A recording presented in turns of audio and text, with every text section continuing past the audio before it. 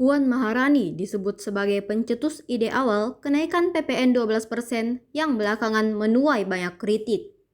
Pasalnya, kebijakan tersebut merupakan amanat dari Undang-Undang tentang Harmonisasi Peraturan Perpajakan atau UU HPP. Sementara Ketua Panitia Kerja pembahasan rancangan undang-undang atau RUU HPP sebelum disahkan menjadi UU adalah Dolphy Othniel Frederick Palit dari fraksi PDIP. Namun setelah disahkan, PDIP seolah menolak kenaikan PPN 12%. Wakil Ketua Badan Anggaran Wihadi Wianto menilai, penolakan tersebut merupakan sikap menyudutkan Presiden Prabowo.